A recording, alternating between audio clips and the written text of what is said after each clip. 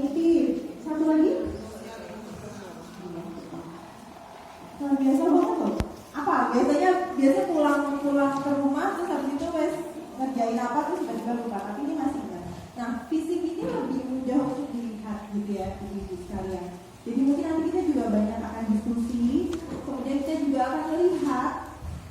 Saya yakin di sini mungkin sudah ada beberapa yang pernah mendapatkan materi ini misalnya. Jadi yang sudah pernah mendapatkan materi kita ingat lagi gitu ya. Kadang-kadang kita lupa. Tapi yang kira-kira belum pernah dapat, nggak apa-apa. Berarti ada tambahan ilmu di situ. Nanti kita akan buka banyak sekali diskusi di sini.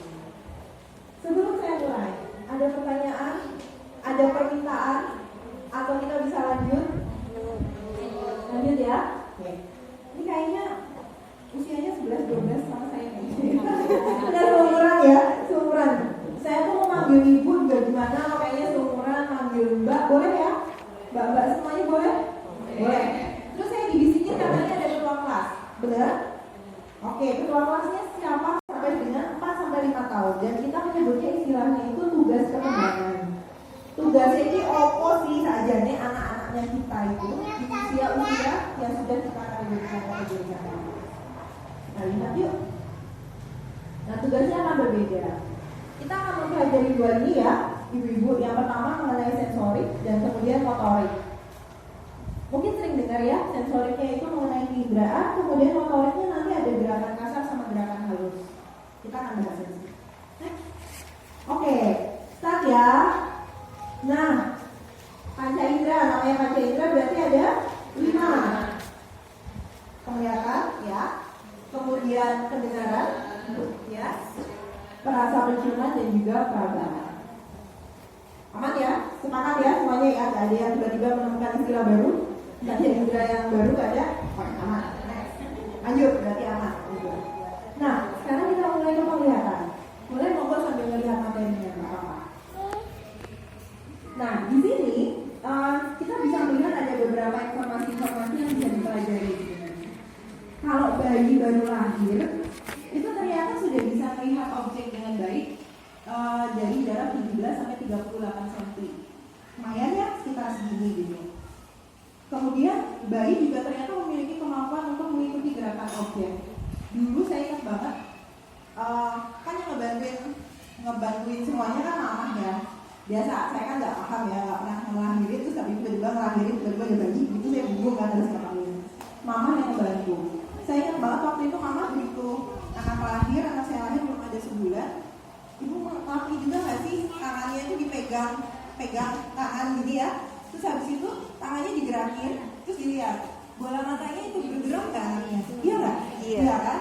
Nah, kalau misalnya bergerak, oke dok, berarti bisa gelok gitu kan? Berarti kayak gitu. Nah, itu sebenarnya salah satu untuk mencari tahu apakah fungsi penglihatannya itu apakah memang secara fisik sesuai dengan tugas perkembangannya. Dan ternyata iya, menurut teori bayi itu memiliki kemampuan untuk mengikuti gerakan objek. Nanti kita akan bahas lebih lanjut. Terus bayi itu juga lebih suka melihat sesuatu yang berpola daripada polos dengan warna kontras, hitam putih, merah putih gitu. Tapi lebih suka yang sesuatu yang berpola. Dan kalau kita melihat kemampuan melihatnya, itu kurang lebih kayak gini. Kayak yang kalau sekarang hasilnya ya ketika 2 bulan jelas di badan. Jadi kalau kok mainan 1 bulan pakai shadow, terus itu kebalikannya, nggak terlalu memerlukan tenaga, tapi lebih membutuhkan keterampilan, kayak menuang, menyendok, gitu ya, menulis, menggantung, begitu. Paham ya sekarang perbedaannya ya, kadang soalnya suka kembali antara gerakan kasar sama gerakan lagi. Oke? Baik. Nah, sekarang masuk nih kita untuk melihat satu persatu ya. Ini mungkin nggak kita bahas atau kita baca semuanya, soalnya juga banyak banget. Nanti kita diskusi aja, kita buat diskusi aja untuk ini. Tapi kita lihat dulu apa sih yang disebut dengan tugas perkembangan. Sekarang kita mulai lagi yang di motoriknya. Nah, tugas perkembangan gerakan kasar itu kurang lebih di usia 0 sampai 2 tahun. Bisa dilihat nanti kalau ini kan terlalu kecil bisa dilihat masing-masing. Ini tuh apa ya? Yang paling sering terjadi adalah karena fisik ini paling sering kelihatan. Kadang fisik itu bisa jadi kayak apa ya? Saya bukan komparasi kayak perbandingan nggak sih ibu-ibu? Kadang-kadang kan ibu-ibu merasa nggak, misalnya, oh anakku jalan, kok anaknya tangga belum jalan, atau kebalikannya, kok anaknya tetangga udah jalan, aku belum ya, gitu. Nah ternyata kalau dilihat sebenarnya ini nggak sangkut berapa tahunnya atau berapa bulannya. Kadang kan saya ingat banget kalau misalnya tengkurap itu katanya 3 bulan tuh harus tengkurap katanya gitu. Padahal ternyata kalau dilihat di sini tengkurap itu sebenarnya fungsinya sampai 4 bulan gitu range-nya. Tapi ada juga anak 1 bulan udah belajar tengkurap gitu. Ya nggak apa, karena memang tugas perkembangannya memang range-nya di situ gitu. Jalan juga, jalan itu yang memang biasanya banyak yang kok anakku disuruh aku ya, padahal anaknya baru 11 bulan gitu. Kok anakku belum bisa jalan ya, padahal baru setahun. Padahal ternyata di sini range-nya sampai 14 bulan. Anak saya yang pertama itu baru jalan 14 bulan. Udah ketar-ketir sebenarnya mamanya. Wah ini bisa jalan nggak ya gitu. Karena maunya rambatan terus gitu loh. Jadi anak saya yang nomor 1 usianya 11 tahun. Yang kedua 5 tahun, yang ketiga 3 tahun. Agak jauh memang yang pertama sama yang kedua. Nah yang pertama itu baru bisa jalan di usia 14 bulan.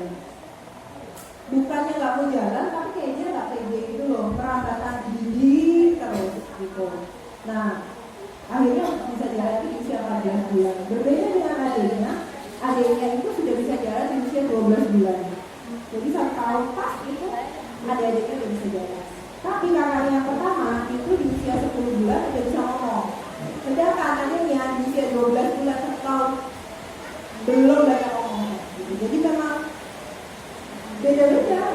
Mungkin ibu di sini misalnya anak saya lebih dari 1 bisa melihat masing-masing anak mungkin akan berbeda-beda. Nah itulah sebenarnya yang perlu disampaikan oleh kami bahwa ada rentangnya. Terus pertanyaannya, kalau misalnya ternyata di usia ini belum menunjukkan fungsi kayak gitu gimana? Bu, gimana Mbak? Apa yang harus dilakukan? Nah, itulah sebenarnya alasannya tujuannya kami untuk menyampaikan ini. Karena sebenarnya ini kami sampaikan sebagai, bisa dibilang sebagai untuk panduan dari ibu-ibu. Kalau misalnya di usia tertentu yang sebenarnya sudah tugas perkembangan anak-anak belum menunjukkan seperti itu, berarti ibu dan bapak perlu melakukan sesuatu di situ. Entah itu bisa melakukan stimulus secara mandiri atau bisa berkonsultasi ke tumbuh kembang gitu. Agar tidak terlalu lama ya, misalnya ternyata dari usia bahkan saya mungkin ya sampai usia 14 bulan belum bisa berjalan sendiri gitu ya, masih harus lambat atau segala macam. Nah itu sebenarnya adalah merupakan merupakan pengingat bahwa berarti perlu diskusi nih, misalnya diskusinya bisa dengan tumbuh kembang puskesmas misalnya, ketika diskusi kira-kira apa ya yang harus dilakukan, terus apa kurang lebih seperti itu. Terus suara saya masih dengar ya, nggak apa ya, ini biarin aja. Nah terus ini adalah perkembangan gerakan halus. Jadi misalnya anak-anak usianya masih belum 2 tahun, kerjaannya numpahin minuman, misalnya ngambil minum, tumpah, atau ya jangan diambil gitu ya. Karena memang di sini mereka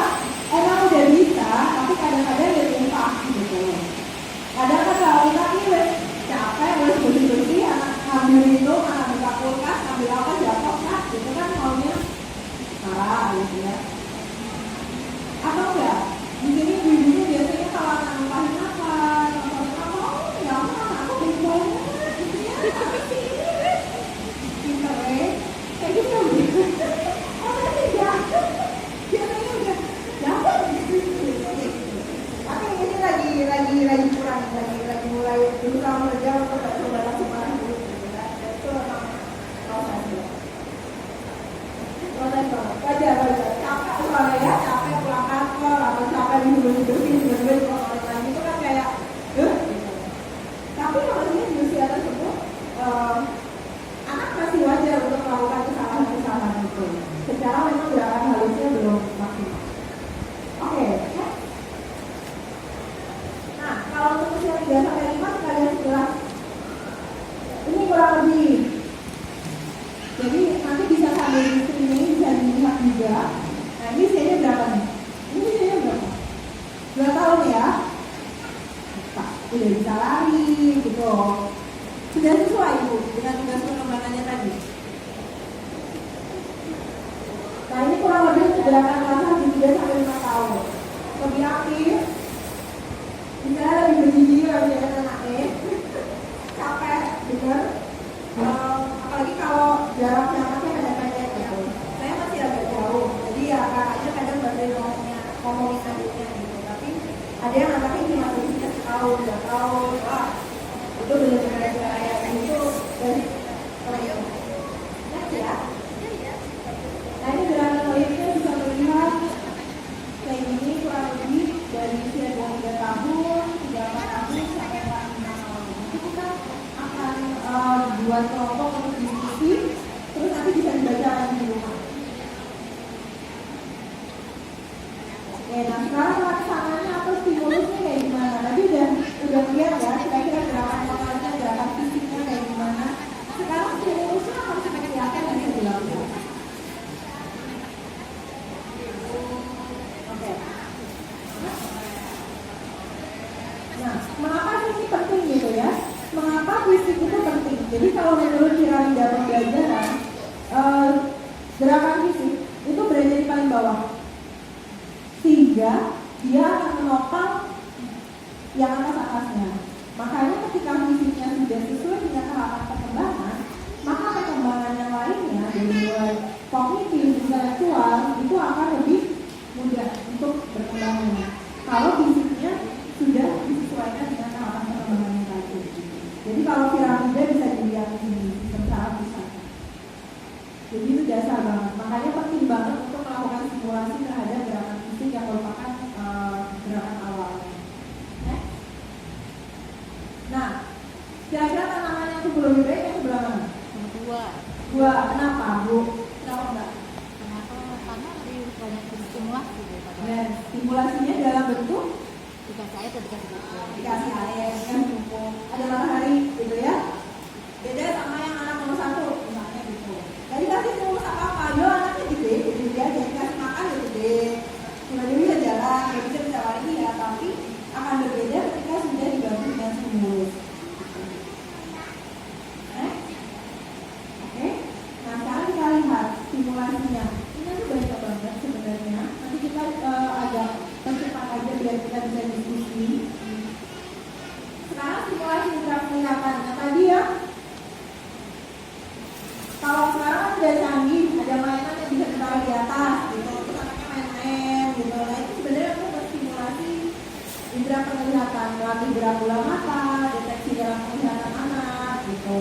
Apalagi kalau misalnya kita mau melihat apakah anak bisa melihat warna, kita kasih warna-warna yang berbeda dan itu kelihatan sih biasanya.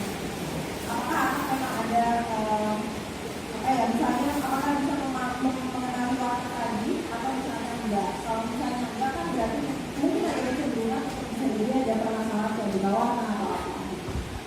Karena sebenarnya bayi itu lebih suka sesuatu yang berpola, jadi yang memang warnanya berbeda-beda.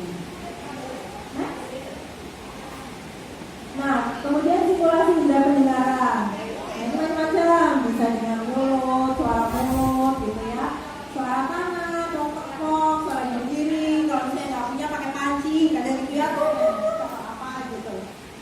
Banyak lah, bisa kita banyak yang bisa kita lakukan untuk indera pendengaran. Nah, kemudian ini untuk penciuman sama perabaan, aroma makanan, gitu kadang. Kalau makanan kita deketin makanan, anaknya bisa sambil mangap-mangap terus kita tarik, itu jahat banget memang mama gitu ya. Kok aku gak dikasih makanan gitu, cuma dibauin doang. Kayak gitu, kita bisa menstimulasi dengan aroma makanan yang berbeda. Kemudian bisa digelai, tepuk, pijat, geritik gitu ya. Terus bisa juga dia membiarkan bayi memegang dari yang anaknya belum sampai usia ini, yuk misalnya bisa kita mulai stimulus. Oke, next. Nah kalau motorik gimana? Kalau anak balita, motorik kasar, bisa itu tadi ya langsung duduk merangkak, berdiri sama berjalan. Tadi kan saya cerita ya, anak saya yang pertama tuh baru bisa jalan di usia 14 bulan. Kenapa ya Bu kira-kira? Usia 14 bulan, saya mau cerita. Jadi dia itu akhirnya, anak saya itu bisa jalan usia 14 bulan. Jika saya gunakan kursi juga,